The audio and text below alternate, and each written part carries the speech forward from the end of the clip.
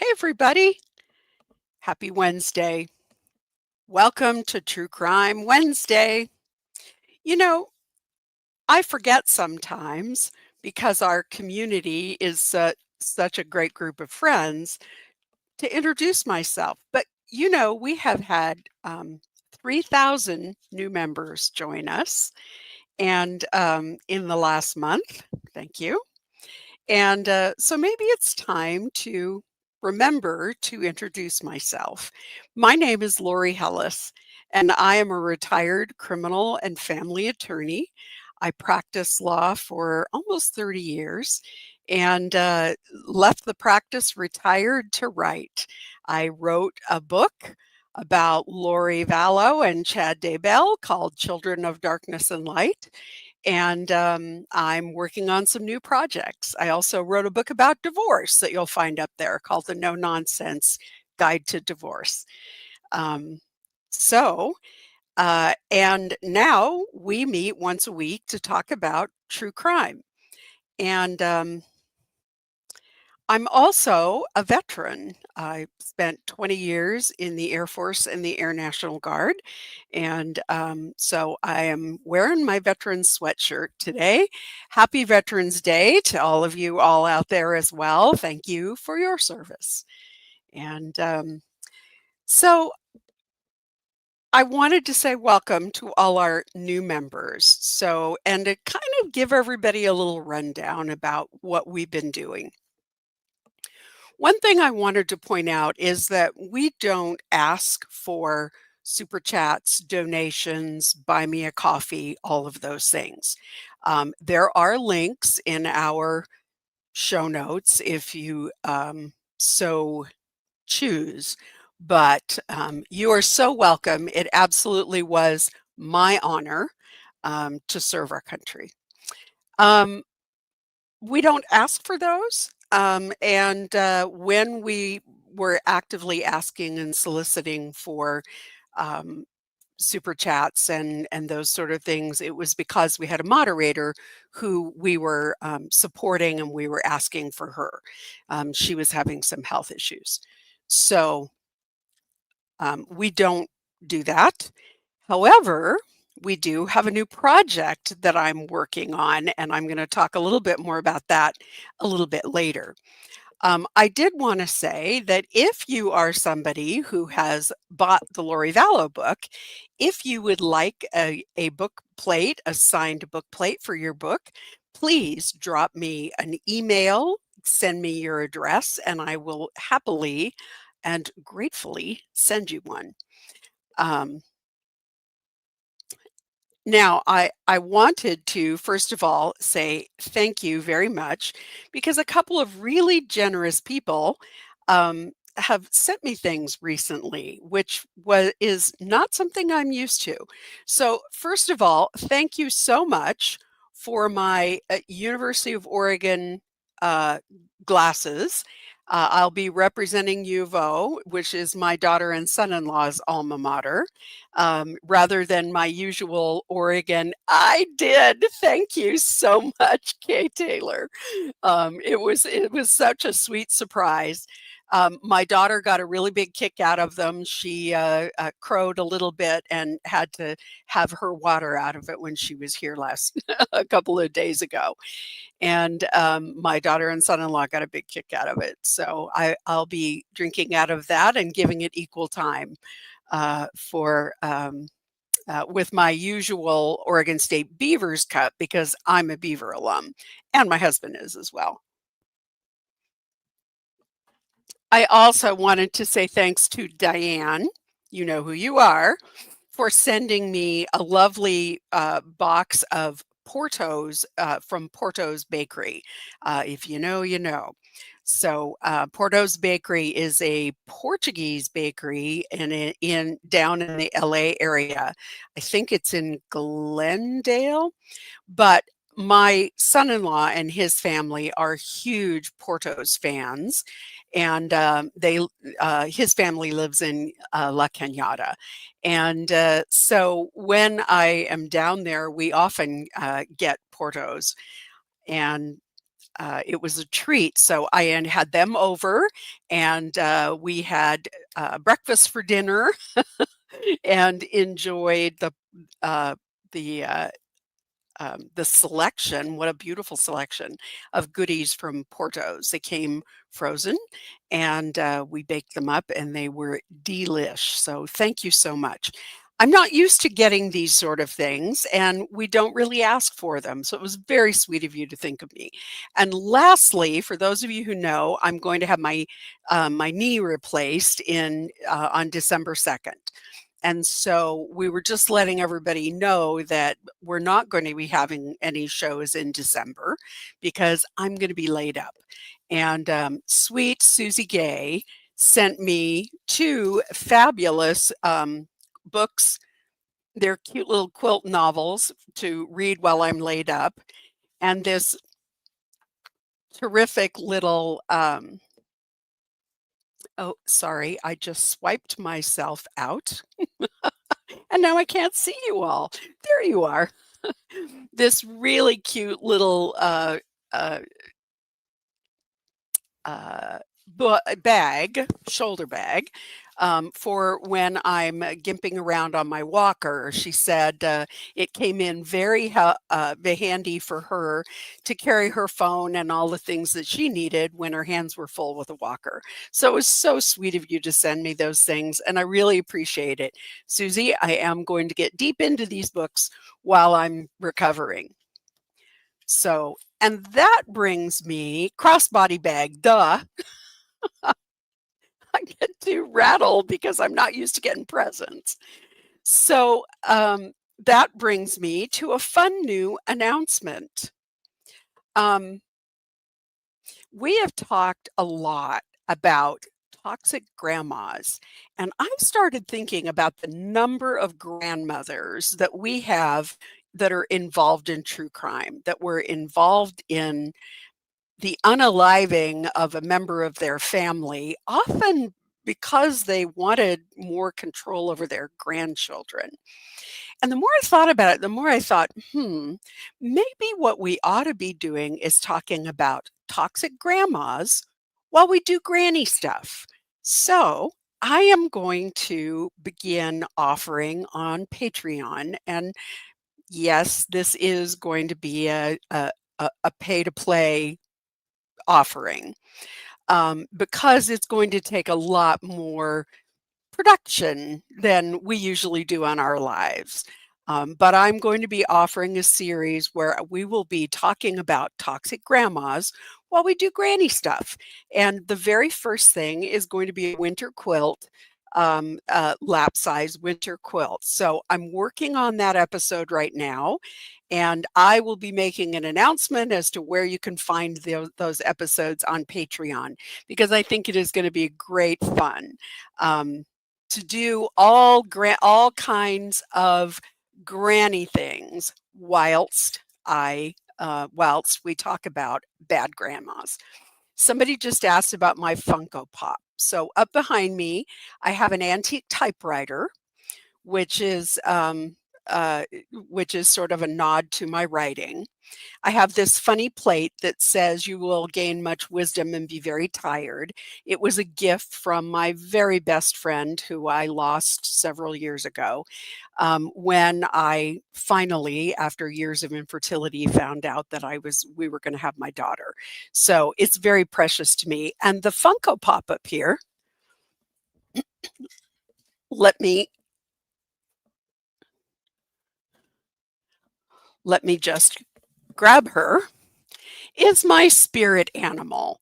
It is Ruth Bader Ginsburg. Ruth Bader Ginsburg was the guest, the keynote speaker, along with her husband, at my law school graduation. And it was just a few months before she was appointed to the Supreme Court. At the time, she was still uh, on the appeals court. And it was a huge honor for her and her husband to come and speak. It was very funny and cute. They talked about a lot about work-life balance and about trying to raise children with a two-law career, with a two-lawyer career lawyers, and it was fun and fascinating. So she has really been a favorite of mine for my whole life.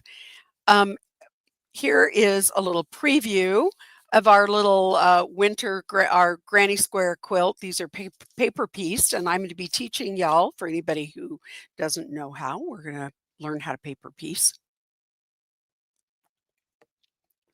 while we quilt. So, um, last week, while we were talking about, um, particularly about Kelsey Fitzsimmons, a lot of you expressed interest in chatting about how criminal law and family law intersect. So tonight, that's what we're going to do. We're going to talk about how I'm feeling like I'm glitching a little bit. Hopefully, my internet is going to hold out here. Let me know um, if you find that I am glitchy.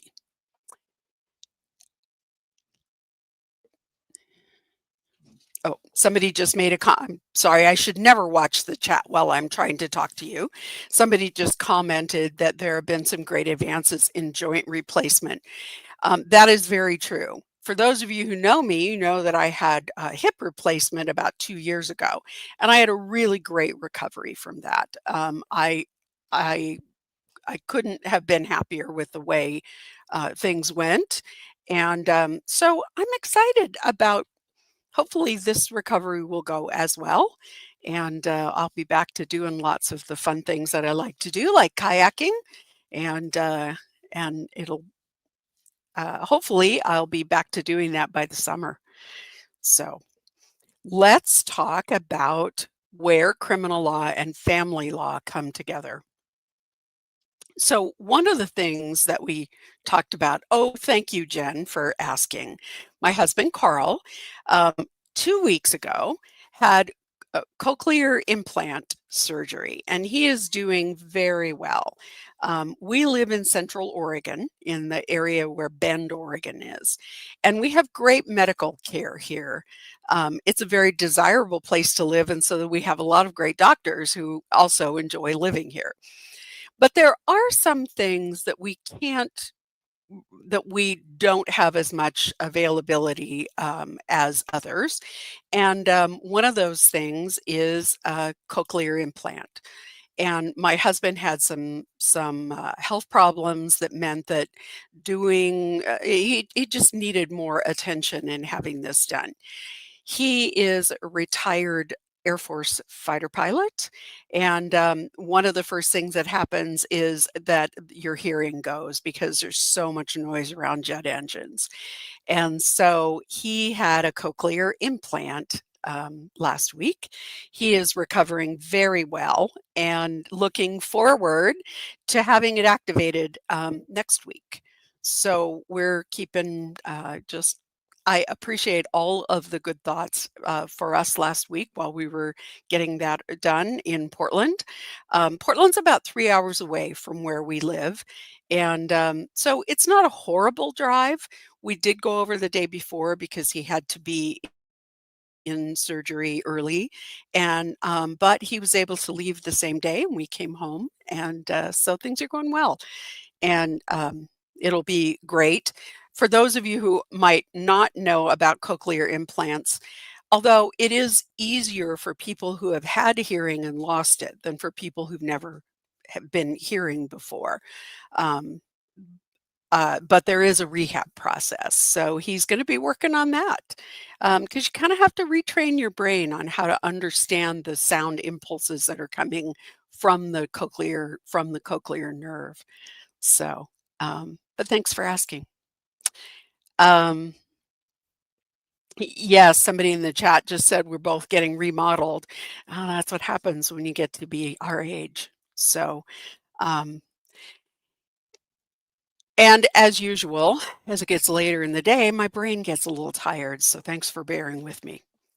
Um, so we're going to talk about family law and criminal law and where they come together. Now, we talked about Kelsey Fitzsimmons and the fact that her significant other, fiance, who, in my opinion, she dodged a bullet not marrying, um, got a restraining order against her. It was a family violence restraining order, um, domestic violence. So we're going to start there talking about domestic violence. First of all, the statistics, which are surprisingly fairly stable, they're fairly consistent over the years. The statistics are that 1 in 4 women and 1 in 7 men will experience domestic violence in their lives, in their lifetimes. Now, that does not necessarily mean that they are directly the victim, although they most often are. It also can be because they were perhaps exposed to domestic violence as a child. Um, when we add in the emotional abuse factor, which really is not something you can get a restraining order for typically, those numbers are way higher. So what we know is that restraining orders do a pretty good job of keeping people safe. Now, we also know that they're not going to stop a bullet and they're not going to stop someone who is absolutely determined to get to their victim. And we'll talk a little bit more about that when we talk about stalking as well. But domestic violence, and for anyone who has experienced domestic violence, I am going to share my screen because I do kind of have a couple of um, demonstrative exhibits to share. So let me just pop my screen up here so I can share. What we know about domestic violence is that it typically is a cycle, and it starts out with a, perhaps a calm phase, although in a really established domestic violence, yes, trigger warning, I always forget, please. We're going to talk about domestic violence and stalking and child abuse and some other really difficult topics tonight. So please, please, please take care of yourself. If this is not the episode for you, please don't stick around. And we will completely understand if this is not the episode for you. So, often in an established domestic violence cycle, you don't always get that calm phase. What you get is a tension building phase. This is the phase we often call walking on eggshells. The abused person is trying their very best to keep the peace, to make sure that this person is happy, to keep that person um, uh, calm, to not ruffle them. But because we know that this is a cycle and it doesn't necessarily have very much to do with the victim, it has everything to do with the abuser. What we know is that inevitably that tension building is going to happen, no matter how hard the abused person, the victim, tries. Eventually it is going to build up, stack up until finally there's an explosion, and the person explodes in violence. And that violent episode happens. It may be short-lived and very explosive. It may be kind of longer in every situation is different. But the next thing that happens is once that energy is expended, it's like the pressure cooker. Once the steam valve is pressed, then suddenly the abuser realizes what they have done, and they're regretful. Um, and so then we get the honeymoon phase, and that is the let me make it up to you, let's make up, let me bring you flowers, it'll never happen again. And that lulls the victim into that false sense of security, and everything's okay for a while and it's not going to happen again. But before you know it, the tension building phase comes back again and builds up again. And it is this consistent cycle. Yes, if you or someone you know is experiencing abuse, please use your resources. This hotline is available. There are many, many resources. Take advantage of your resources. And often the best resources are local. Just about every community has a domestic violence project and a shelter. Please, please, please always put your safety and the safety of your children first. So let's talk about a little bit more about why this happens. What we know about domestic violence at this point is that it is about power and control. It is absolutely about the person, the abuser, feeling like they're in control. I know some of these are rather small, and I'm going to narrate them so that everybody understands. Um, the power and control wheel, which in this case, this one that I pulled up, is really focused on male abusers and female victims. Um, so don't let that put you off, because these ideas really apply to all abuse and neglect or abusive situations, regardless of gender. But we see the power and control wheel here. So one of the things that we know is that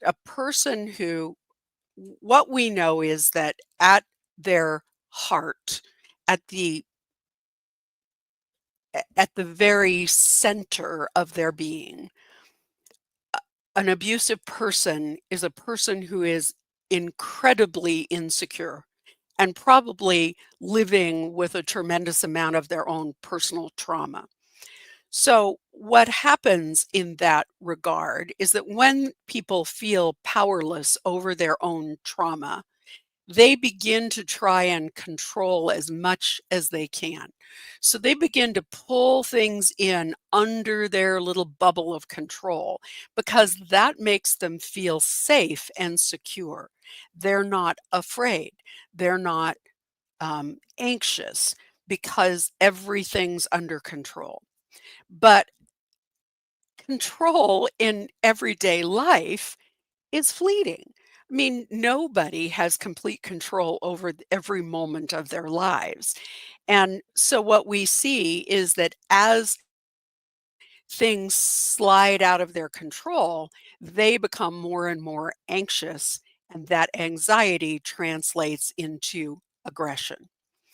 So what we see is someone who is trying to exert power and control. They're doing things that are going to pull their person into their bubble and keep them there. And because when they're under control, they feel safer. So we find them doing things like isolating that person from other people in their lives, not only because that somebody else in their life might bring to their attention a concern over what's going on in their lives, but also because when they have that their persons, their victims complete and undivided attention, then they feel in control and safe. But we see them using emotional abuse in order to keep that person in their control. we we want to um, keep that person within the boundaries of this of what we can control. And sometimes they use emotional abuse to do that. They tell the person, "You're useless. You couldn't get anybody better than me. You're ugly. You're fat. And all of those things." They use intimidation, physical intimidation, intimidation, emotional intimidation. If you don't do what I want you to do, I'm going to tell your friends terrible things about you, or I'm going to release information on social media that will embarrass you. A lot of those things go along the threats, the uh, and the use of intimidation.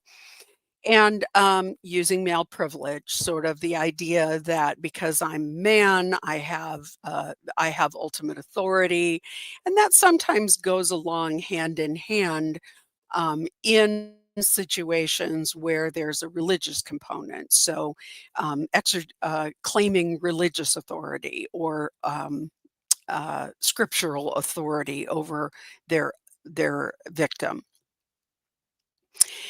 Using the children against the victim, making threats. If you leave me, you won't see the children.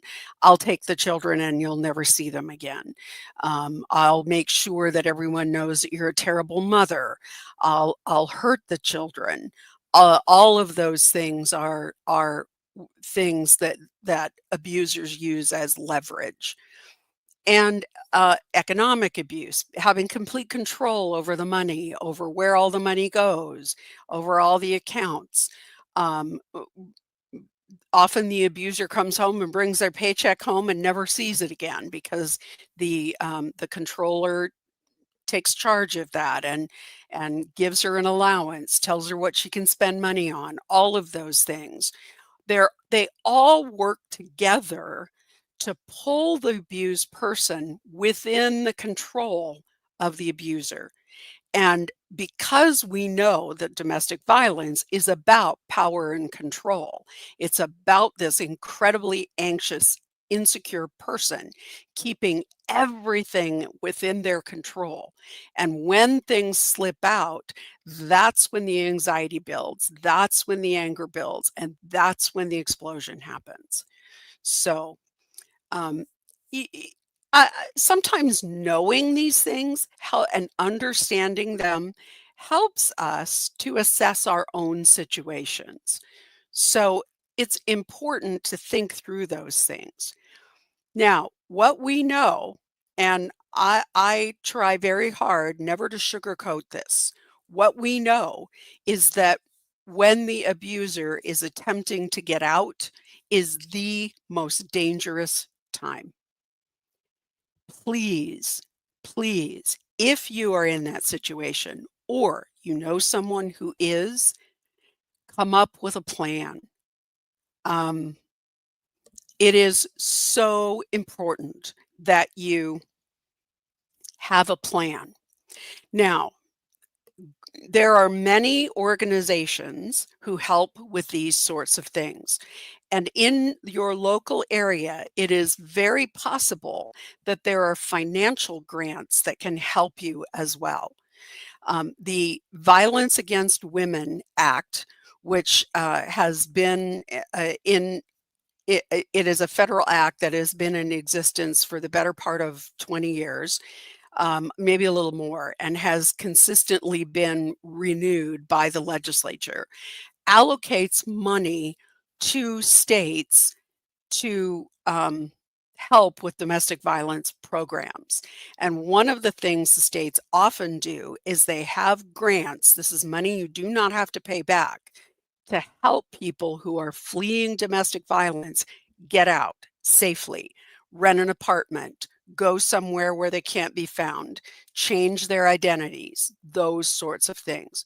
So it's critically important that we do those things. It's very important that if you are planning to leave, that you do it planfully. I know that it is tempting to get to your breaking point and to just run like hell. If you can do that safely, great. But a lot of people can't. So it's important to think planfully about it and to make that move when you can do it safely, when you and your children can get out safely. So, in part, that means taking the time to go down to the courthouse and get a restraining order. Every courthouse has someone who will help you fill out the paperwork. Every courthouse has a process where you can go and get a restraining order. That's the first step. The next step is to be nowhere in where that person can find you when that order gets served. You need to be out of contact and nowhere that can be found when that order gets served. And that means not going to any of the places where that person will think to look for you. That is very important because we want, if there's gonna be an explosion, we want you far downrange. We don't want you anywhere near where that explosion is gonna happen. So that is critically important. Um, and as I've said before, we know that for the most part, restraining orders help keep victims safe. One of the reasons why it is so critically important that restraining orders not get misused, stalking orders not get misused, is so that when a true victim goes before a judge and says, "Judge, I've reached my breaking point and I need your help to keep myself and my children safe." When that happens, we want to be sure that that judge has not seen so many fake restraining orders that they don't believe anybody anymore.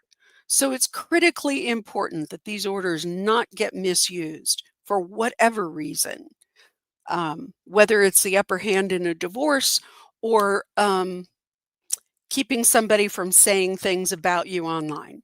We desperately need for these orders to be used for what they're intended for and not misused. So, domestic violence restraining orders are available. There are a lot of resources in most communities to help with people who need them, and it's important that you employ them. Now, we know they are pieces of paper. They're not going to stop someone who is determined to hurt you. So it's also important that you take whatever steps you can to move into a safe place with safe people and some place where that person can't find you. Um, And I understand that that is daunting. It's daunting for someone who has been under someone's control for a long time, particularly someone who has been subject to economic abuse. It's daunting for them to try and figure out how to escape and and do the basics of life to keep things moving and going for themselves and their children. But it's not impossible. And I have heard recently from a number of people who have told me about their successful escape from abusive relationships. So, I've really loved, I won't say enjoyed, but I have gotten a great deal of joy from seeing those stories which people drop in the comments. So keep those stories coming because I love to hear about them. The next thing we're going to talk about is stalking. Now, stalking is a little bit different than domestic violence because there very well may be no physical contact and no injury. There may be no physical contact between you and that person. But this is the person who won't take no for an answer. Sorry for the changing light. Every time I change something on my second screen here, it changes the lighting a bit. Um,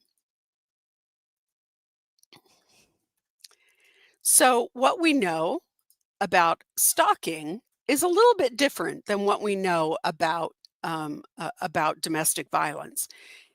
The psychology of people who stalk may be very similar to people who are abusers because it's once again about power and control, right? It we know.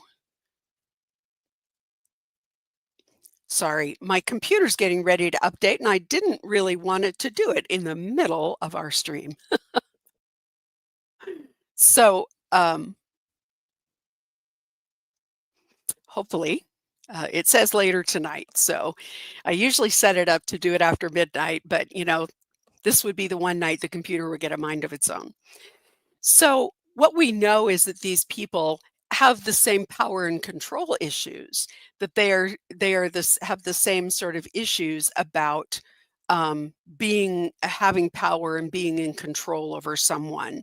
Um, in general, it's somebody who they're somewhat obsessed about. So they call and text you all the time. They drive past your house and show up unannounced just to check on you. They use gifts to make up for being clingy or intrusive. They know information about you and about your life that show that they're digging into your background. They send messages and texts from unknown numbers if you block them or you tell them that their interest isn't welcome. They try to befriend or follow you from newly created phony accounts. They also try and befriend your friends. Um, they can attack you in online posts and spread rumors about you to bully you into communicating with them. They threaten you when you try and end the relationship or take a break. And they often need to know where you are at all times and digitally monitor your location by social media.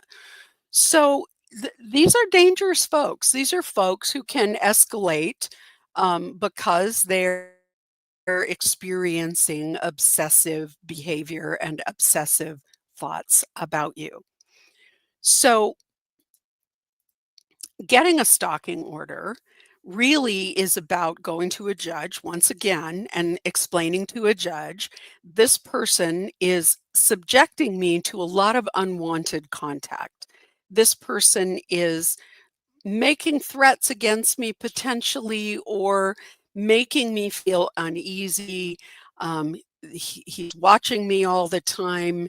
He knows where I live. He knows where I work. He follows me in my car. These are all stalking behaviors. Um, Now, we have seen some cases of online stalking, which we've talked about recently. In one case, it was a person who 20 years before, the victim had fired their stalker from a job. And 20 years later, the stalker was stalking them and they were doing it on social media. They were stalking them on Facebook. They were posting threats. They were talking about the fact that they knew where that person lived. They were posting frightening threats about the person's children. It was very clear that this person was watching the victim, knew where the victim lived, and had them under some form of surveillance, which is another sort of key to stalking.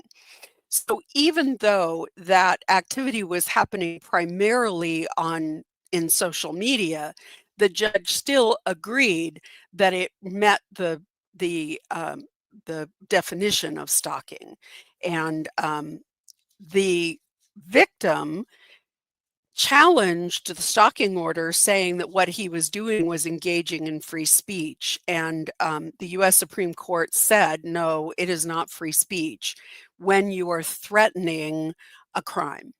So Now I want to talk about the difference between criminal charges and civil orders and their enforceability. So we get a domestic violence restraining order, or we get a stalking order. Now what do we do? Well, if the person who is bound by the order violates the order, then the victim should report those violations to the police, and the police are going to investigate. And what is going to happen is most states that have a civil stalking law and allow for civil stalking orders also have a crime of stalking, and they also have a crime of violating a civil stalking order, as well as a crime of violating a domestic violence restraining order. So initially what happens is the victim ends up with a civil stalking order, and their abuser or their stalker is ordered not to have any contact with them. If that person violates that order, then it becomes a police matter, and the police step in and investigate, and typically there's an arrest made. And that person is actually charged with the crime of stalking or the crime of violating a restraining order. Um, and from there, then that person, they're generally misdemeanors, and that person then starts racking those up if they don't stop the behavior. So that's how those orders are enforced and how we get criminal action out of a civil order. So the next thing we're going to talk about, we're going to take a little bit of a departure, and we're going to talk about highly contested divorces. Think Wendy Adelson. So in a divorce situation where we have a very highly conflicted divorce. Now, divorces are all on the spectrum. Some are very amicable, some are in the middle, kind of rough, but people get over it. And some are at the extreme end of two people who absolutely will war with one another for their entire lives. One of my favorite illustrations of this was a husband and wife who divorced when their son was about 2 years old. And from the time that child was 2 until he was 16, they fought and were back in court every 6 months over his custody, over parenting time, over support. I mean, they were some of the most litigious parents you would ever meet. They spent hundreds of thousands of dollars fighting over this child. You got to know that that has got to mess up a kid. Well, it did. And when the boy was 16, he was heavily intoxicated, running around in a car with friends. He was in an auto accident and was killed in a motor vehicle crash. And for the next 4 years, these two same parents fought over his ashes. That is a highly conflicted divorce. So, when we have a very conflicted divorce, often what happens is in a lot of jurisdictions, a judge will say, look, and I believe this happened in the Adelson case as well, but the judge said, listen, I need to get you two people divorced. We need you not to be married to one another anymore. What that means is I need to, or you need to come to an agreement about how you divide your stuff and separate out the business part of your marriage. Separate property, separate debt, whatever it is that needs to be done that handles the business part. And we're going to do that because perhaps resolving some of those things will take the pressure off of the child custody visitation stuff. So often what a judge will do is bifurcate, split into two, those issues. So they'll do the business part, they'll get them divorced, and they'll still be hashing out custody and all those things. Child custody and visitation, as you might expect, are incredibly emotional subjects. Anyone who's a parent who's suddenly faced with the idea that they're not going to see their child every day. Think about this. When I think about the Wendy Adelson and Dan Markell, that's what comes to mind. Dan Markell was a very hands-on dad. He was very involved. His little boys were 3 and 4 when he and Wendy divorced. He then wanted them to be at his home every other week, and that was the schedule that they had agreed to. You gotta know that if you go from being the everyday parent to seeing your children every day to only seeing them every other week, that's rough if you are that kind of involved parent. And it truly is a grieving process to grieve the kind of parent-child relationship that you were able to have as a couple that you are now not able to have as two separate parents. It is a very difficult thing to come to terms with. So what happened in the Adelson case was then Wendy decided, well, I want to move. And if I move 7 hours away, then Dan isn't going to be able to have the kids every other week. He's going to have to be reduced to having them every other weekend. But Wendy Adelson asked for that. More and more we are seeing, early in my career, it was very typical for moms to really call the shots and for dads to sort of be pushed to the side. As time has gone on and fathers have insisted on more involvement in their children's lives, there have been more and more courts who are saying, no, I'm not going to allow you to minimize this dad's role in these children's lives. And that's what happened in the Adelson case. Wendy filed to move. They went to a hearing on the issue. And when it appeared that the judge was not going to allow Wendy to move, and sort of telegraphed that, he gave them the opportunity to go out in the hall and come up with an agreement, which they did. One of the things that happened, though, was that Wendy didn't tell Donna that. She told Donna that the court had decided that Wendy couldn't move. And, in hindsight, you start to wonder, would it have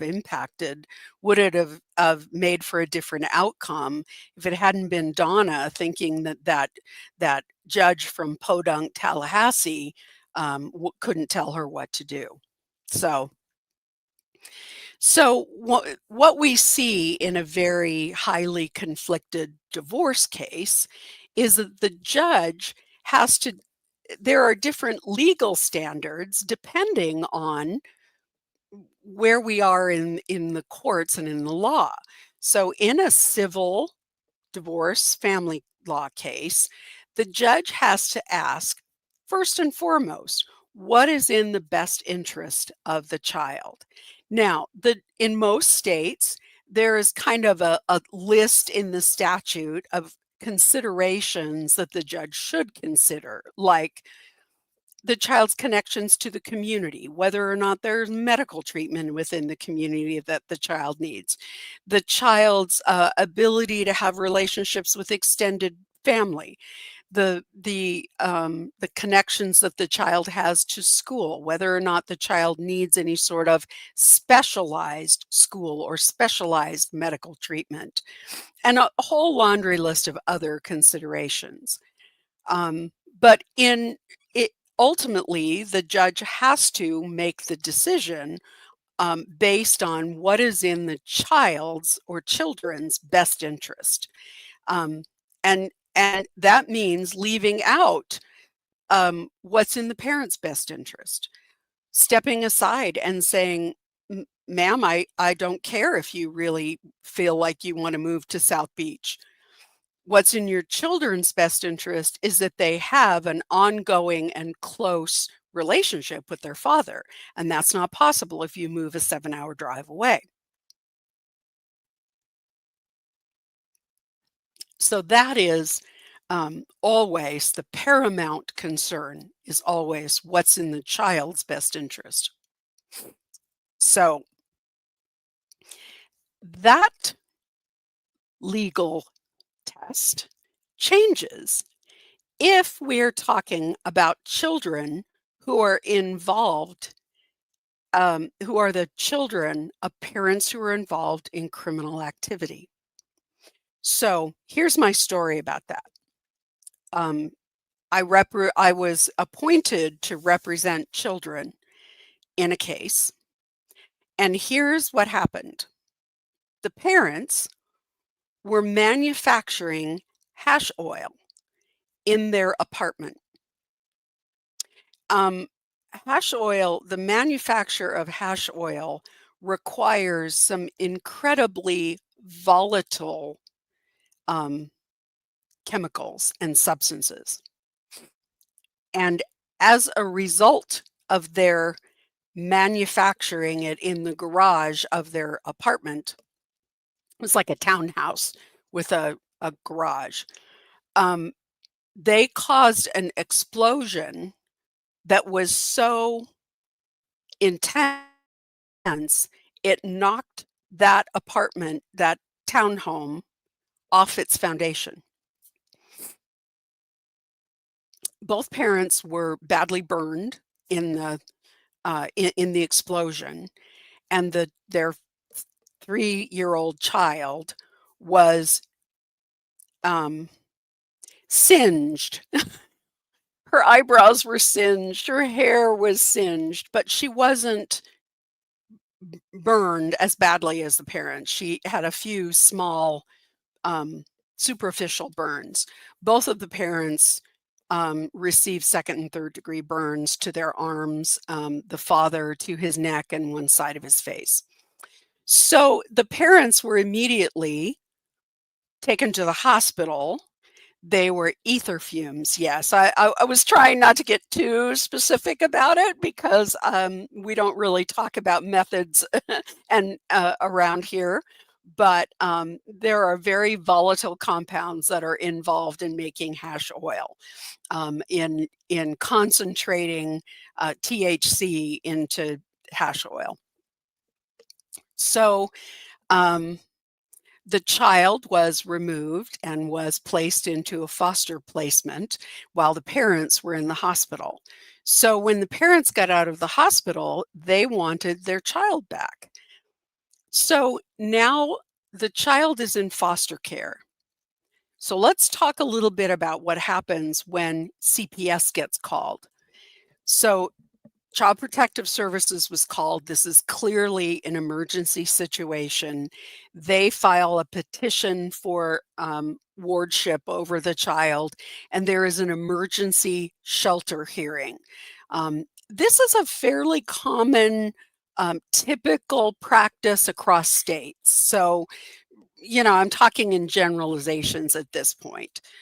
It could vary, be a little bit different from state to state, but typically what happens is within a very short period of time, say 24 to 48 hours, depending on whether it happens on weekend or not. The first business day that the court's back in session, there will be a temporary shelter hearing, an emergency hearing. And at that hearing, the court will decide whether or not the children need to be placed within the custody of the state, or whether there should be a further shelter hearing. So one of two things happens. Either the parents come into court and say, yes, I'm going to agree to give the state wardship because I'm not in a situation where I can immediately take care of the child. or they're going to say, no, I want my child back. And the judge is going to temporarily place the child in foster care while a shelter hearing is scheduled. At that shelter hearing, then the state is going to put on their evidence as to why they believe that this child is in danger, that their physical or emotional safety are in danger because of these parents. So, um, the other thing that happens is that the state is also required to look at whether there are familial placements available, whether a family member can be foster certified. Now, that's where it gets tricky because often these families also, the family members also have histories. They may have child welfare histories. They may have criminal histories. They may have histories that preclude them. They may have histories that can preclude them from being foster resources for the children. And that's what happened in my hash oil case was all of the family members were clamoring and wanted to be a placement resource for the children. The problem was that none of them could be certified as foster placements. So it is different in a case where a family informally places a child, say, with a grandparent or with an aunt and uncle. That is a different kettle of fish. But when the state gets involved, they have to follow their rules, and their rules require that that person, that the person who is going to receive the child be able to be certified under the foster care system as a kinship placement. So unfortunately, in that case, none of the family could be certified. Now, I will tell you that these parents, in the period of time between the time that the judge made a temporary shelter determination and the time that we had set a shelter hearing for permanent shelter, they were able to get themselves into treatment, into housing, and they were actually able to pull things together. And the state was able to return those children to those parents before there was a formal permanent shelter hearing. Here's the reason why. The reason why is that parents have a constitutional right to raise their children. And when the court is being asked between two parents, which one gets the child, the court has to ask what's in the best interest of the child. But in a case where a judge is being asked whether to remove a child from parents, the legal standard is that the judge has to ask, do these parents meet minimum adequate standards for health and safety? Okay. Most people hate this.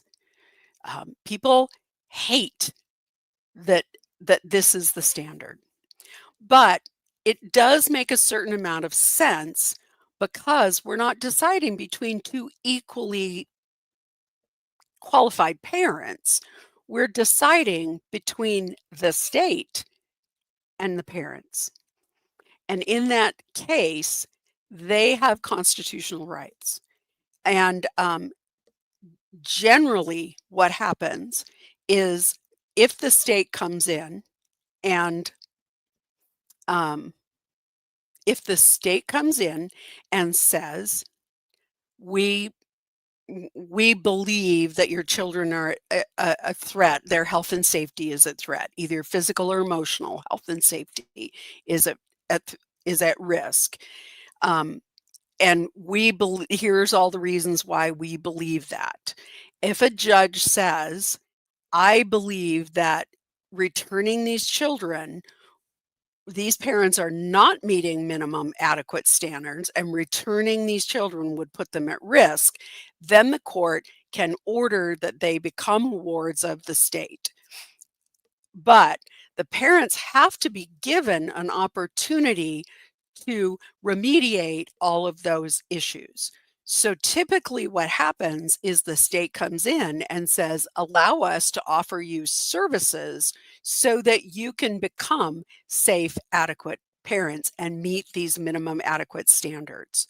Now, it means, do you have a roof over your head? Do you have a safe place to live? Do you have adequate food? Do you have power? Do you have running water? It is not a hugely high bar to meet. Can you provide adequate supervision for these children when you are not in an intoxicated state?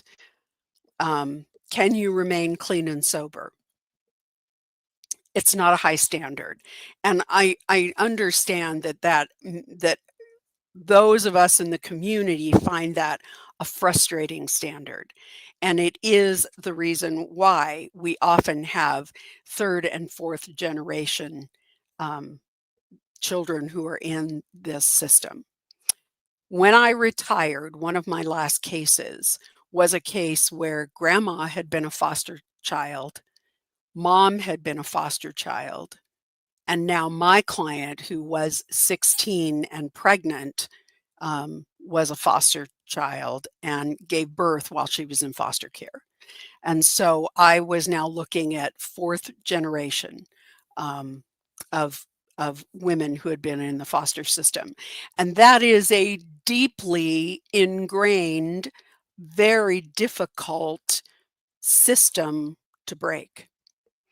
And it really is firmly entrenched in poverty. And it repeats itself. So if you ask me how we end that system, we get more assertive earlier about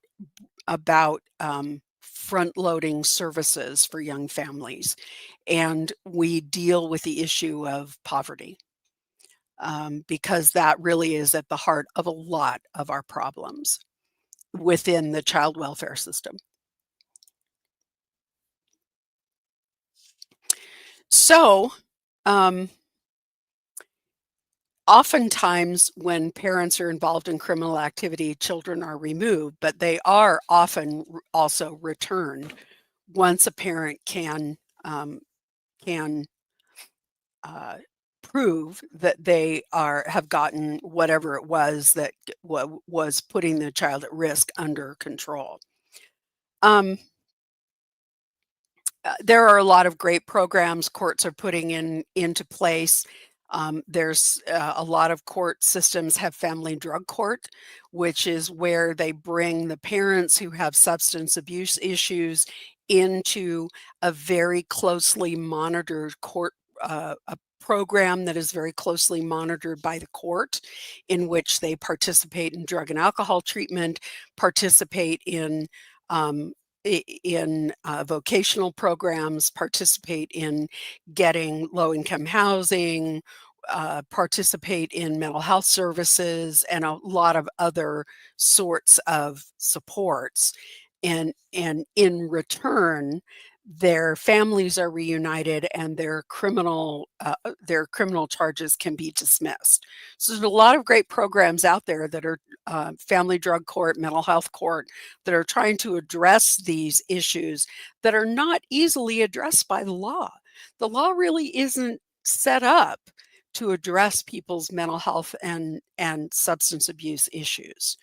So that ends our rundown of the way that family and criminal law sort of come together. And please let me know if you have any questions. I am going to take questions at the end. For those of you who are new, we usually do these sorts of things, and then I take questions at the end. So if you have questions, drop them in the chat. Try and flag them with Q's or the word question, and Jen will star them, and we will go back to them when we have the opportunity to sort of do the chat roundup. But there are a few cases that I also wanted to do a little bit of a roundup on. We talked last time about Kelsey Fitzsimmons. For those of you who may not be familiar with the case, I'll just give you a quick rundown. Kelsey Fitzsimmons was first a corrections officer and then a police officer. This case is once again out of Massachusetts. Don't get me started on Massachusetts. And what happened was she was involved in a relationship. She and her fiance had a baby, had a 4-month-old baby. She was experiencing some pretty serious postpartum depression. She received treatment for that postpartum depression, and she was a police officer. She had been off work. She had reported that she was experiencing this postpartum depression. She had immediately sought treatment for it and was doing well. She had just the day before been recertified to go back to work and to be able to carry weapons and have her ability to carry weapons recertified. She went away on her bachelor and bachelorette weekend, and during that weekend, when she had been drinking, there was her fiance accused her of having hit him and having made him fearful, and he got a restraining order against her. On the day that they went to serve the restraining order, she thought she was supposed to be meeting him to reconcile and work out their differences. In fact, he didn't show up for the meeting that he had told her he was coming to and went to get a restraining order instead.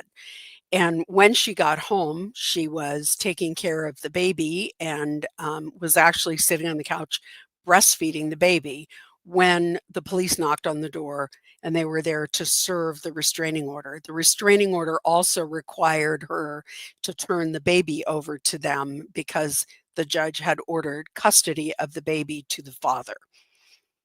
She was understandably distraught. Two of her own police department colleagues, people who she had relationships with, came to her home to serve the restraining order. The boyfriend, fiance, and Kelsey's mother showed up. The mom showed up to help to try and calm Kelsey down because she was absolutely hysterical, distraught. She went upstairs with one of the officers to gather things for the baby.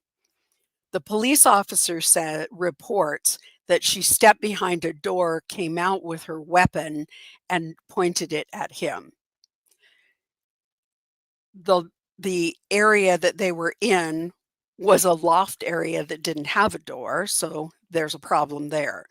Kelsey says that she picked up her service revolver, her weapon, her service weapon, and pointed it at her own head, that she suddenly believed that there was nothing to live for and she intended to take her own life.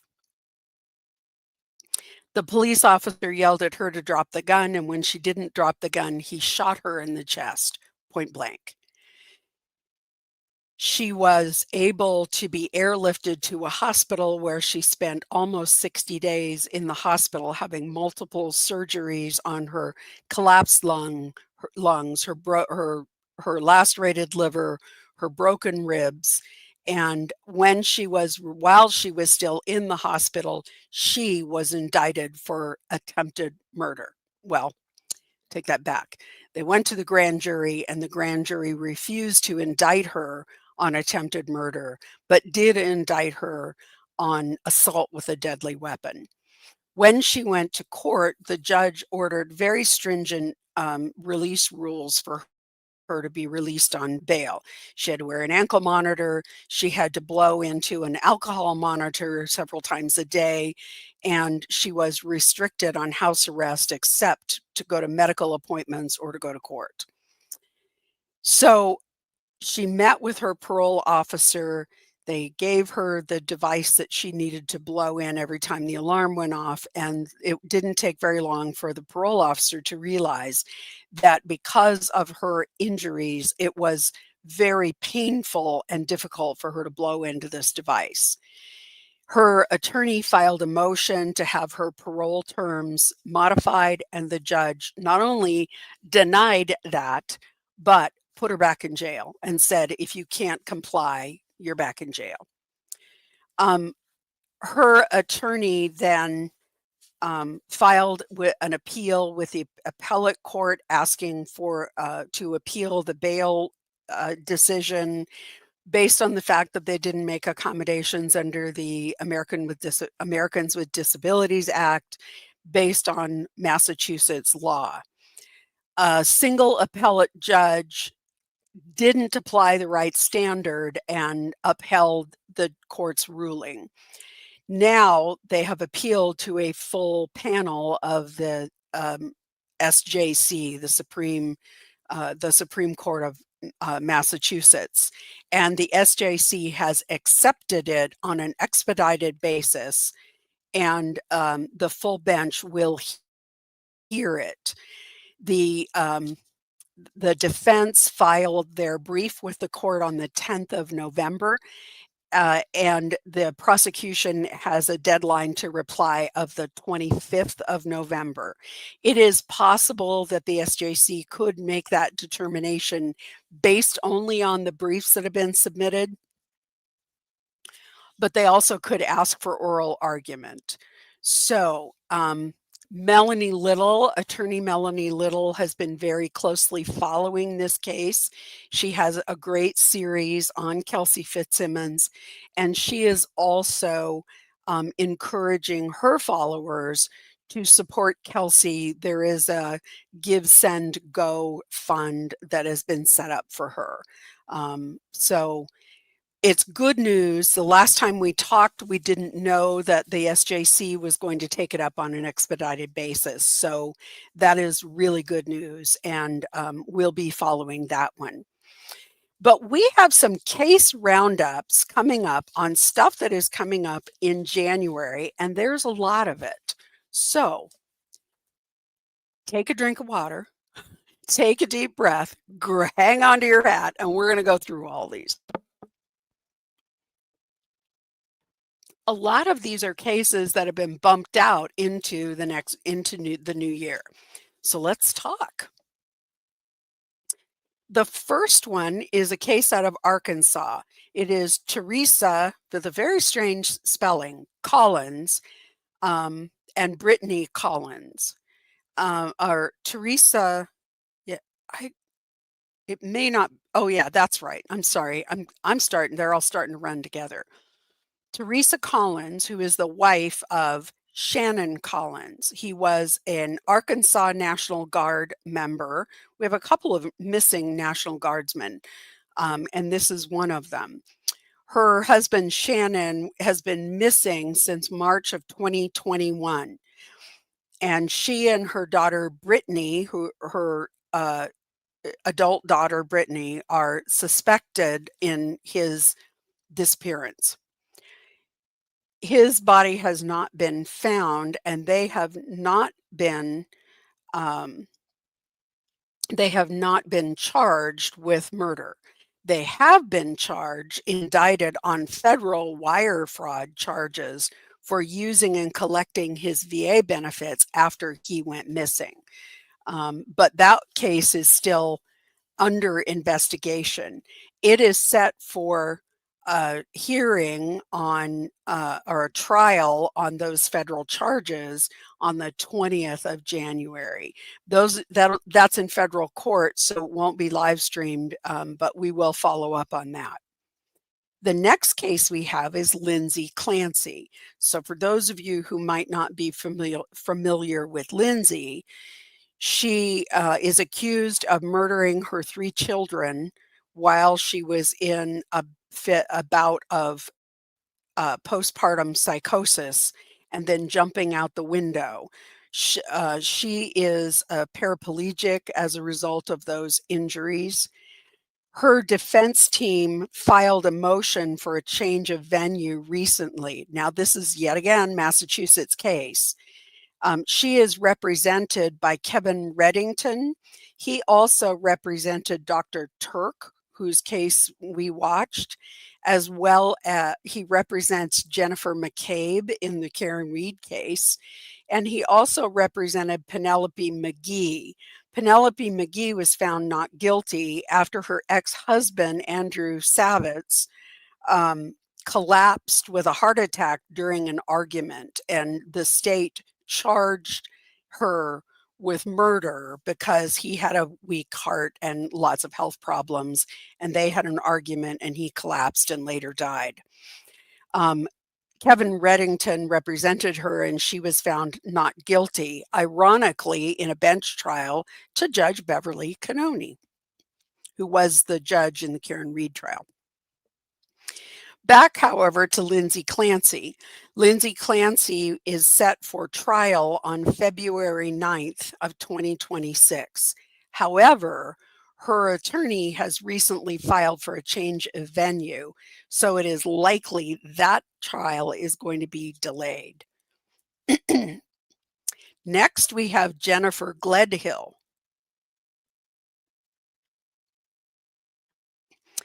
Jennifer Gledhill is the wife of a Utah National Guardsman.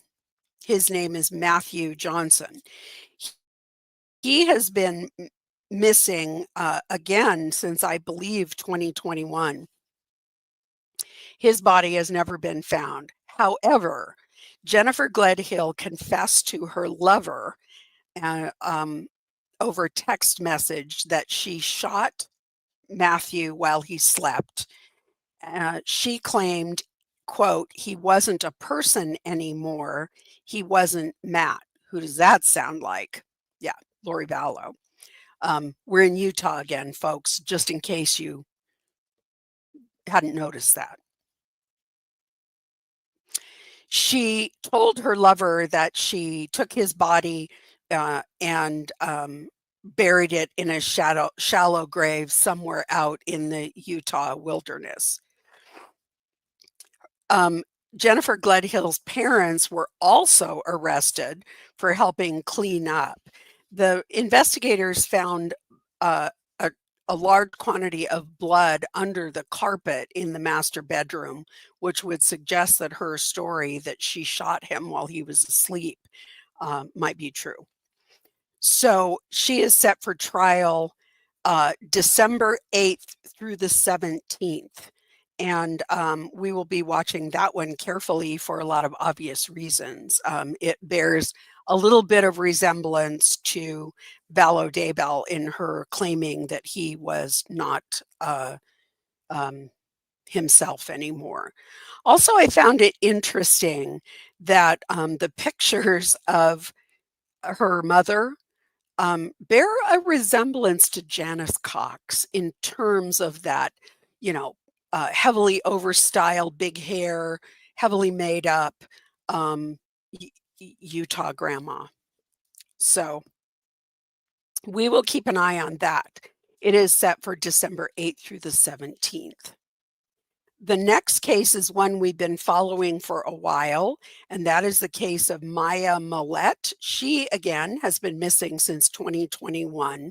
Her body has never been found. Her husband, Larry Millette, is accused of murdering her. That trial was set to start in January and has now been delayed until March 9th of 2026. But the defense didn't give there was no reason given for why the court granted that delay. Stick with me. We still have several pages. The next one we want to talk about, again in Utah, is Corey Richens. Corey Richens is the Utah mom who wrote a book about grief, allegedly after murdering her husband and then writing a children's book about grief. in October, the judge recommended that the state separate some of the financial crimes out from the murder charges, which they have done when they amended the charges in October of this year. There were some recent complaints from the defense, and there is a series of pretrial motions set for January 7th and 8th because the defense claims that the prosecution withheld exculpatory information. What happened was Corey Richens is alleged to have obtained fentanyl, which she laced her husband's Moscow Mule with, to the point where he received an overdose and died.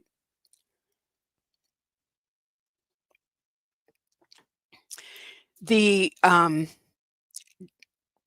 defense found out that one of the prosecution witnesses, the person who allegedly supplied the fentanyl,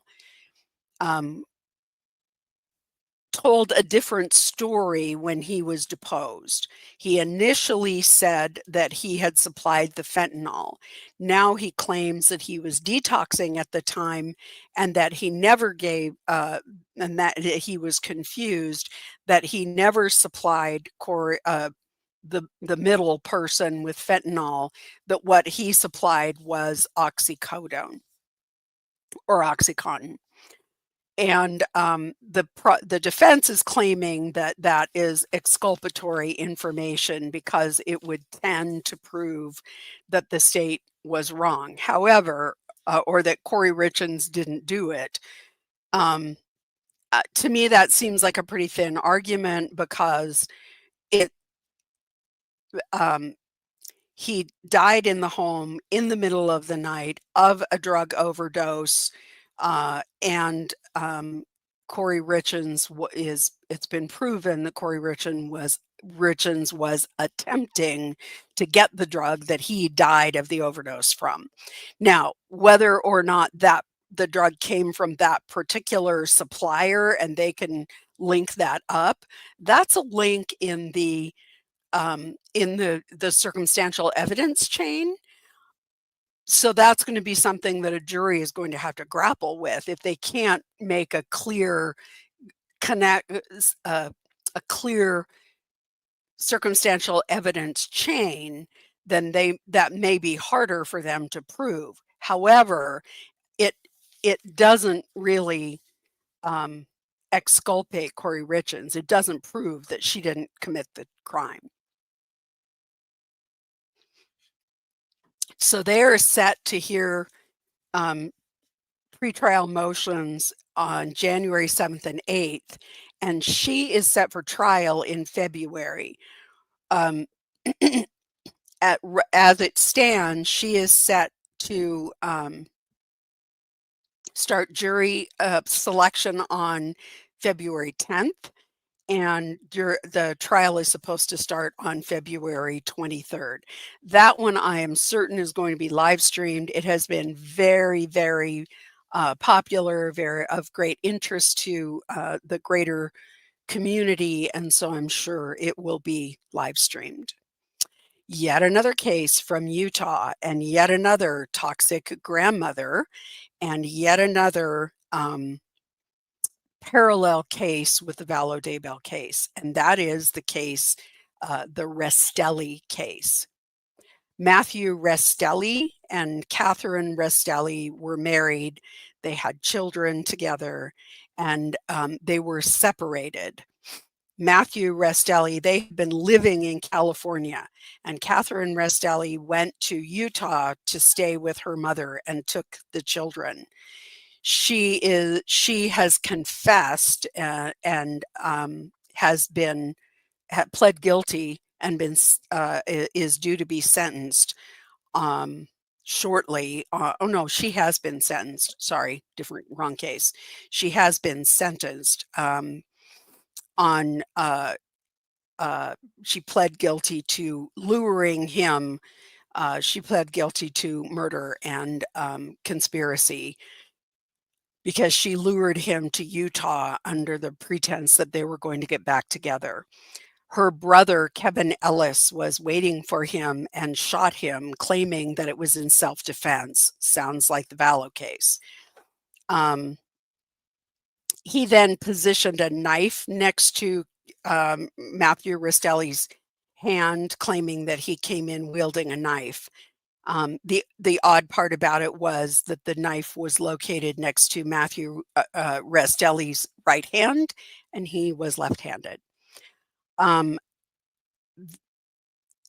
Catherine Rastelli has pled guilty, and I'm certain it is she has taken a deal to testify against her family members. They are her brother, Kevin Ellis, and her mother, Tracy Grist. So Tracy Grist is set for trial on the 12th of January of 2026, and her brother, Kevin Ellis, on the 20th of January. So we'll be keeping an eye on that one as well. Certainly has a lot of the hallmarks of the Vallow case. Dee Warner and Dale Warner out of Michigan. Dee Warner went missing in 2021. Seems like a lot of these missing cases are dating clear back to 2021. She was missing. Her children her adult children believed that she had been murdered. They started a wrongful death action. They initially started an action to have her declared deceased and then brought a wrongful death suit against Dale Warner, believing that they were trying to keep the pressure on him.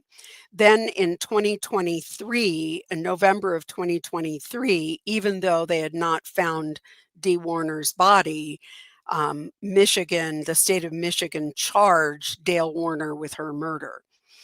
Then in August of 2024,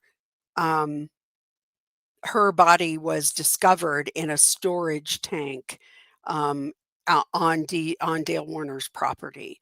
It had been sealed and repainted and disguised, but they found her remains. So he is due to start trial on the 27th of January next year. And I expect that may be live streamed as well. So we only have 3 more cases to talk about. Next, we have Tiffany Adams. Tiffany Adams is a case out of Oklahoma. She is the grandmother mastermind, yet another toxic granny. And she recently, within the last couple of weeks, pled guilty to murder of her grandchildren's mother, Veronica Butler. And the court supervisor who was with her to supervise Veronica's visitation with her children. Tiffany Adams had custody of the children, but Veronica Butler was scheduled to get them back. And before that happened, they ambushed Veronica and Jillian out on in a very remote area on their way to the visitation. So 3 of the 5 co-defendants and co-conspirators have now pled guilty. The first 2 pled after one of them had a preliminary hearing, and Tiffany Adams just pled guilty. Tad Cullum, who was Tiffany Adams' boyfriend, and Cole Twombly have pled not guilty, and their trials are likely to start in June of 2026. The death penalty is being sought for both of them. I would be shocked if they continue on and don't strike a deal, because 3 of their co-defendants have already rolled over and taken deals to testify against them. So the first 2 rolled over, Cora Twombly and James Grice, I think is his last name, actually took deals prior to the preliminary hearing and testified during the preliminary hearing. But they have not entered pleas yet. Tad Cullum and Cole Twombly. So they're, but Tiffany Adams is set for sentencing on the 28th of January. Now, to date, the judge in that case has not allowed cameras in the courtroom. So it will be interesting to hear from people who are actually able to sit in on that. Although we have seen instances where judges who didn't allow cameras did allow cameras during sentencing. So we'll see what happens. The last two cases,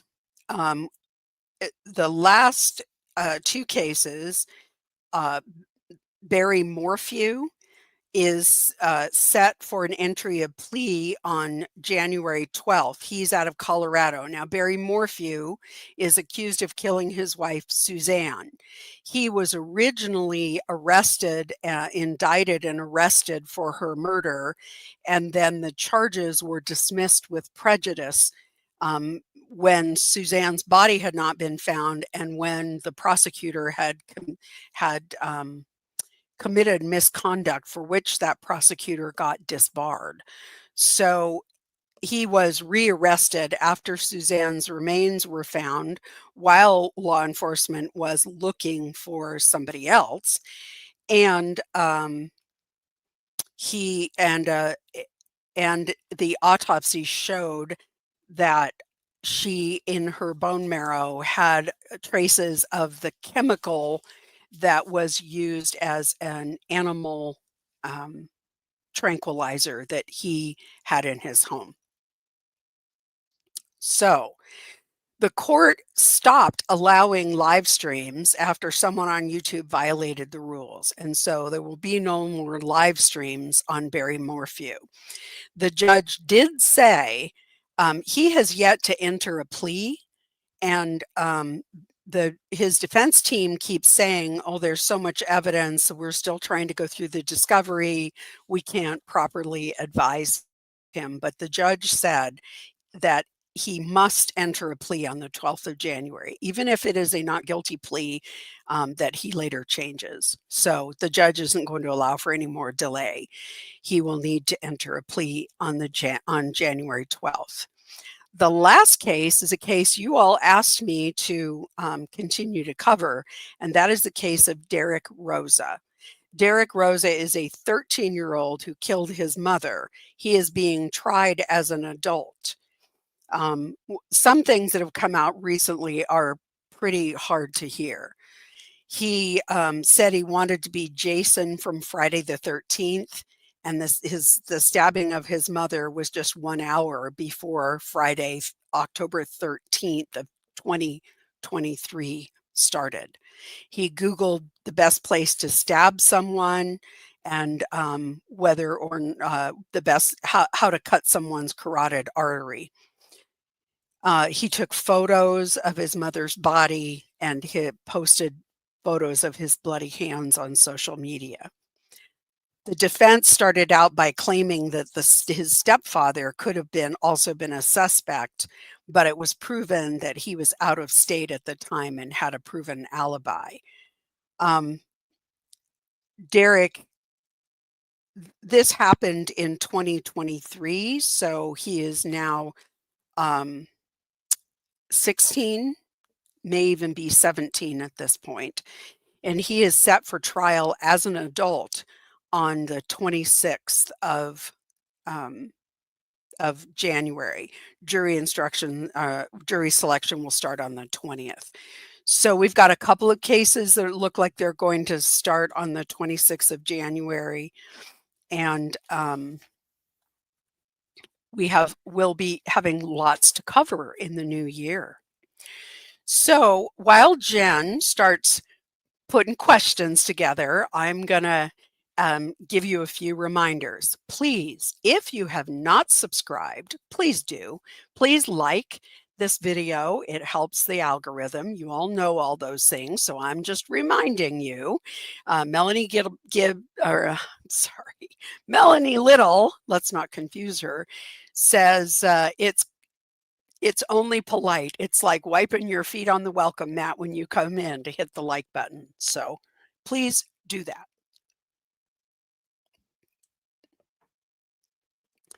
I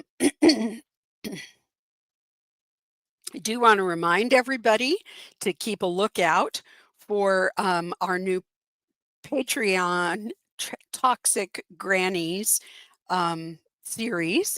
I'm hoping to get the first episode out in the next week or so. So stick around. I'm still trying to sort of work out the technology of where to put a camera in order to show the quilting part as well as the true crime part, and figuring out the editing and all of those things. So I'm hoping that we're going to have the first of those up. I want to remind everybody, if you want a book plate for your Lori Vallow book, drop your address to me in an email, please. Don't put it in the comments. In an email to me, please. The email is in our show notes, and I will happily send you a signed book plate. And lastly, although we have good news that we're going to be past the government shutdown, there are a lot of families going into the holidays who are going to be short on their SNAP benefits. Please, please, if you can, donate to your local food bank. All of us who are more fortunate,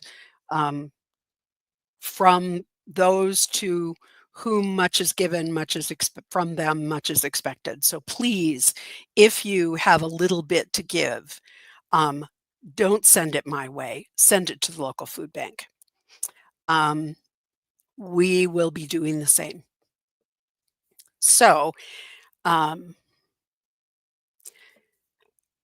Jennifer has Pretty Lies and Alibis up there. My dear, dear friend Gigi lost her grandma, her Grammy, this last week. So please keep her in your thoughts and prayers. Gigi's Grammy was, as she said, she was my person. They were very, very close, and it is really hard on Gigi. She got sick quick. She broke her leg, and as you know, sometimes that begins a cascade of health issues in someone who's elderly. Grammy was 91. And I know, for those of you who are new, my 92-year-old mom lived with me when I first started the channel. And she now lives in assisted living just a couple of blocks away from me. And so we all, I'm there frequently with her. And yeah, it is a challenge having, and a blessing, having aging parents and grandparents. So please keep Gigi in your thoughts and prayers. So,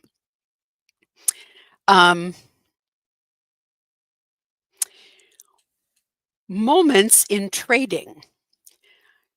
In family law, you have to hire your own attorney, but there are a lot of free resources for people who can't afford it. I hired an attorney. It was pretty expensive. Yes, unfortunately, it is expensive. Anytime that you have a civil attorney, it is expensive. Now, there are some resources out there. Most bar associations have attorneys who volunteer to take cases at reduced fees or to take cases on a pro bono basis. We have seen our legal aid resources really shrink. And so the legal aid resources for family law are often very limited, but there may be some in your area. In larger cities, we do have attorneys, especially with local bar associations, who sometimes provide attorneys on a pro bono basis for certain things. When I was practicing in the Portland area, the County Bar Association had a group of volunteers that represented people in restraining order hearings at no cost. I did a lot of those kinds of hearings. So there may be resources available if you check with your state and county bar associations. That's always a helpful place to start. You may be able to find somebody who can help out at a reduced rate. What else you got for me? Speaking of the Adelsons, Charlie still has a small chance for a conviction overturned because his attorney, Dan Rashbaum, had previously done civil work for Donna. Yes, that is true. Donna originally was Dan Rashbaum's original client. So let's talk about just a little reminder on attorney conflict. So some conflicts are waivable and some are not. And in this instance where Donna and Charlie were both facing criminal charges and Dan Rashbaum was seeking to represent them both, they both had to waive the conflict. So Donna waived the conflict on the record. Charlie, this was after Charlie had been tried and convicted and Donna had been arrested. If you remember, Donna was arrested about a week and a half after Charlie was convicted. So Donna represented and Dan Rashbaum represented to the court that Charlie had also agreed to waive the conflict. And that may have been true. He may have verbally waived the conflict. However, Rashbaum sought to have Charlie sign a waiver of the conflict. Charlie was moved out of Florida, and I think it was to Oklahoma in a prisoner exchange. And Rashbaum wasn't able to get that waiver signed before they moved him. So he was in the process of trying to get that waiver to Charlie in Oklahoma and get it notarized. And it's a whole thing. It's not simple. And before that happened, then the issue before that happened, in the meantime, Charlie was appointed an appellate attorney. And that appellate attorney said to Charlie, wait, not so fast. This is an appellate issue. You need not to sign that, and you need not to waive the conflict. So Charlie then said, I'm not waiving the conflict.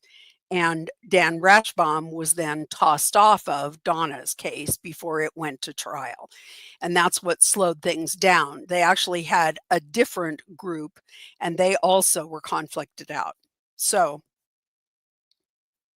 she ended up with the attorneys who were her trial attorneys at her trial. Excuse me. Sorry, I'm getting hoarse here.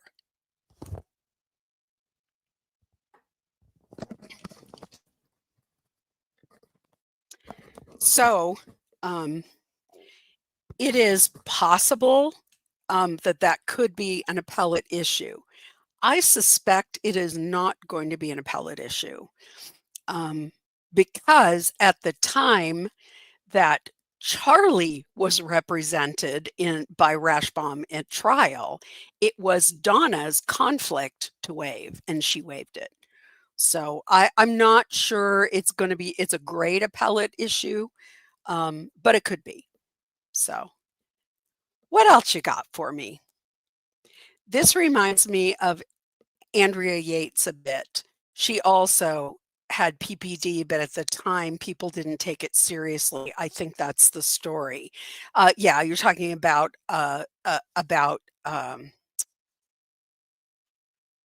Clancy. Lindsay Clancy. There have been too many Lindsays lately. Yeah. Andrea Yates was originally prosecuted for murder and was later found to be not guilty, but not guilty by reason of insanity. And so she has, as far as I know, she is still institutionalized, but her husband continued to support her, and I believe that Lindsay Clancy's husband has also continued to support her. So postpartum um, postpartum psychosis is no joke. And I think that since these cases have come to light, we're paying more attention to them. But Andrea Yates was a very sad story.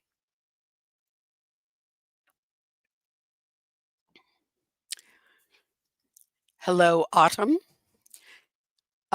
Question, is Dee Warner's minor child now with the siblings? The father was keeping the child from the adult siblings before he was locked up.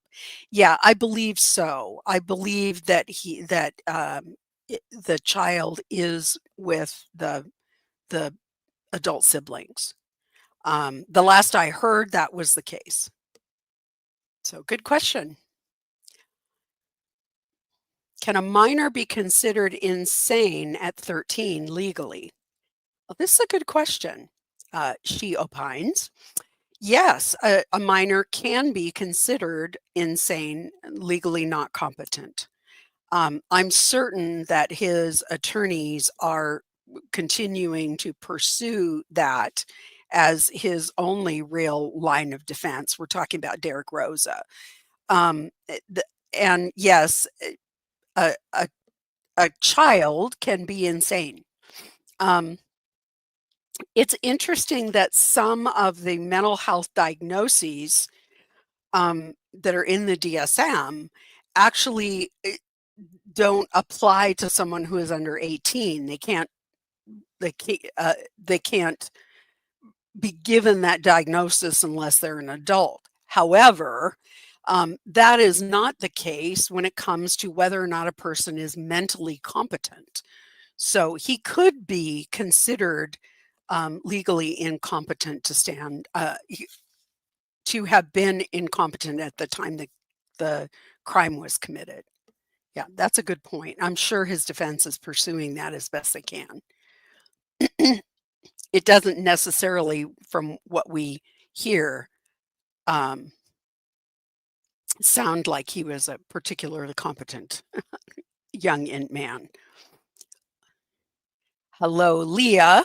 Sorry, I had cataract surgery pretty early in my life, and I have multifocal lenses, which are awesome. Highly recommend.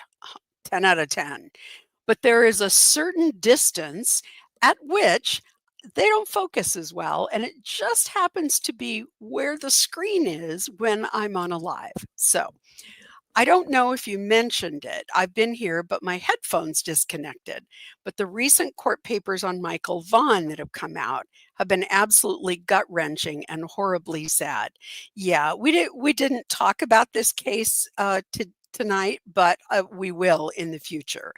Little Michael Vaughn, I think he was 5. It was in Fruitland, Idaho, and he disappeared literally out of his front yard. His body has never been found. The authorities have believed for quite some time that some neighbors were involved. The woman was originally she was arrested and she was mentally incompetent for some period of time.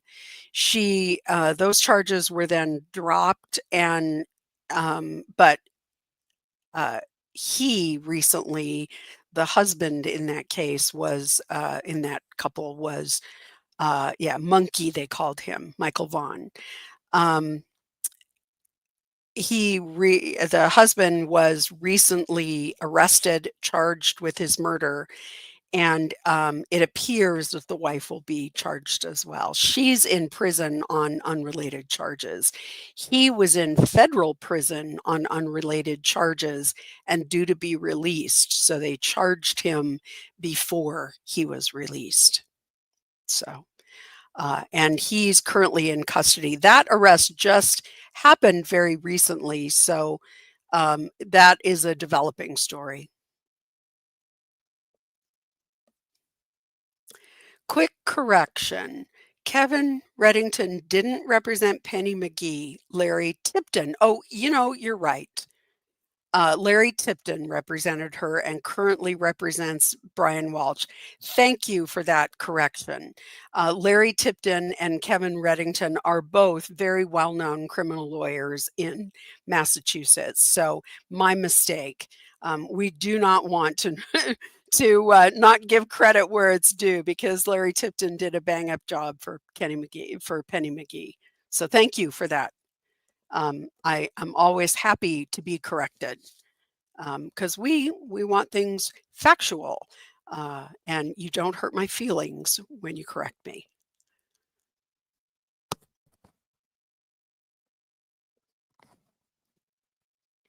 Judy Wilkie. Hi, Judy. My sister-in-law has Usher's syndrome, legally deaf and blind, and has had remarkable success with her cochlear implants. That's so good to hear. Everything that we have heard, particularly from people who could hear and lost their hearing, is that has made a huge difference. Those of you who may live with somebody who's hearing impaired know that it is incredibly isolating. It it and we also know that people develop dementia and have difficulty with memory too as a result of not being able to hear.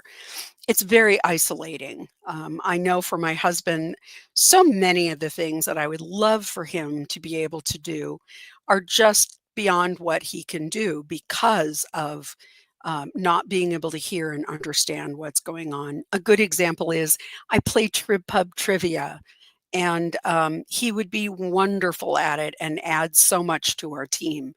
But there's just no way that he could function with 12% hearing in one ear and 15 in the other.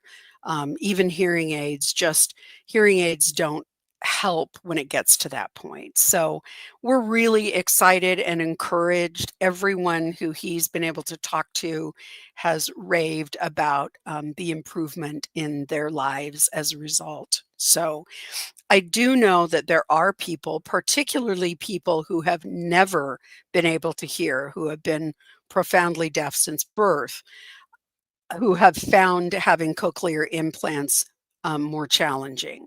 But I think that for people um, who are have had the ability to hear now and are recovering it, their brains already understand how to process that information because it is a process of retraining your brain. So thank you. We're looking forward to it. And thank you for your comments. Those are encouraging. Hello, Joel Roberts. Is it legal or illegal to have family members represent you or just unethical? Well, in most states, I will say it is legal, highly frowned upon, and very likely unethical. Um, it is definitely not something that anyone would encourage. I certainly wouldn't encourage any lawyer friend of mine to represent a family member. And it really depends on the circumstance. There are times when I have had lawyer friends come to me and say, "Would you represent my family member?" And I have said, that feels a little too close, depending on my relationship with the other attorney. If it's someone who is just a professional colleague, then I take that as a compliment that they're coming to me and saying, "I need you to represent this person." I mean, it was a huge compliment when a woman who was a local prosecutor who I routinely appeared up against called me and said, "Can you talk to my mom? She needs a family law attorney." And I was really honored to be able to do that and felt really honored that she felt that her mom was in good hands with me. But there are some instances where it would feel a little too close, even if it were a close associate of mine. So I have always taken the position that if I have to ask, is this a conflict? It's a case I shouldn't take. Um, you really don't want to skirt those boundaries. Nothing good ever comes out of skirting those boundaries. Hey, Autumn Marlowe. Um, there's so much to learn here. I truly enjoy the free education. I am so glad to have you here. I believe I saw your name in the comments and that you're one of our new followers. So thank you for being with us. And I try really hard um, to give you the information and explain things, and to do it in a friendly way, in a way that makes sense. And so welcome. And I'm really glad that you're here. So what else you got for us, Jen? Oh, thank you, Joel. Happy Veterans Day yesterday. Thanks for your service. I always say it was absolutely my honor to serve our country. And my husband says the same. So it's very interesting. We come from veteran families. My husband's dad fought in World War II, and in the Pacific Theater. My dad lied about his age to get in the Navy. He lied about his age at 16 to join the Navy for World War II, and was also in the Pacific Theater. So we come from that line. My husband um, uh, went through college in ROTC, was commissioned right out of college as an Air Force officer, went to flying training, and flew F-4s in Vietnam. So we have a long history, and I spent 20 years in the Air Force and in the Air National Guard. So and all of it was a pleasure and an honor to serve. So, but we absolutely do spend some time being grateful for our time in the military, as well as our fellow veterans. Thank you for reposting this, Jen. Absolutely. We talked a lot about domestic violence. Please, if you are in a domestic violence situation, please seek help. This is an excellent place to start, by calling this hotline. But look for help, and look for, in your state and your county resources, in your local community resources. You would be amazed. I think sometimes people don't necessarily know what's available, and there is a reason for that. These organizations tend to work under the radar because they are protecting people who need to remain under the radar. There may very well be a domestic violence shelter in your neighborhood, and you might not even know it. There is one in my neighborhood, and I happen to know where it is because I worked in that area of the law. But a lot of people drive by it and don't realize that it is a place of safety. Gigi's best friend, Gigi McKelvey from Pretty Lies and Alibis, her very best friend, who started her channel with her, who everyone knows as Fruit Loop. She and her partner started a domestic violence shelter in South Carolina, and it is called The Hiding Place. And so there are many, many resources, probably many more than you know, because they intentionally fly under the radar. So if you need help, please, please, please reach out and find that assistance. And you will be happy that you did. I absolutely love that I have been hearing about people's stories in our comments. And I I hesitate to share those stories unless you give me permission, but I love hearing your stories, stories about how you have triumphed over the traumas and the challenges in your life. For example, one of our newer followers is an amputee and works with an organization to support fellow amputees. I love hearing that. Please, if you are doing something amazing in the community, please drop it in our comments and let us know so that we can share that, because it's important that we lift each other up about the things that we do. Even if it's something simple as dropping a couple of cans of food off at the food pantry, let us know because we want to be able to say thank you. We don't There's a lot of negativity and craziness in the world, and we don't get the opportunity to lift each other up and to thank each other often enough. So give us the chance to do that. So, last call for questions. I want to thank everybody for being here tonight. Thank you especially to our new members.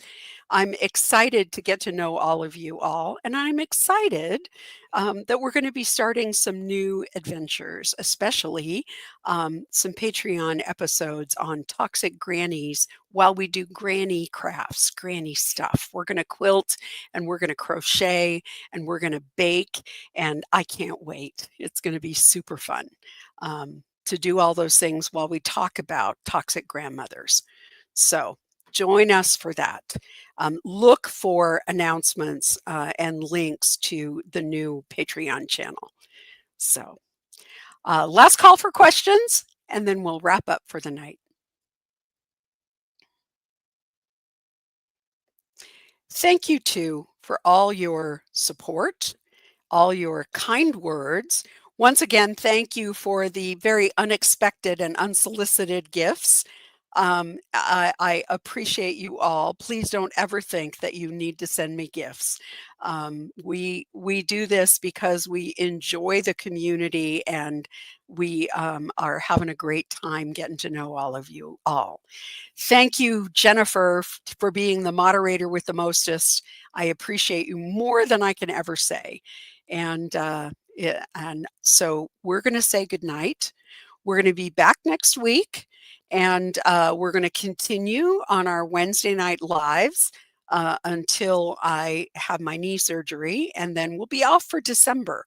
But we're gonna, we're gonna do a few little holiday things. I've got a couple of holiday recipes I love to share. We're gonna drink bad Santas and share some recipes one of these nights. So, with that, I'm gonna say good night, you all. Have a great week, and we will see you next week.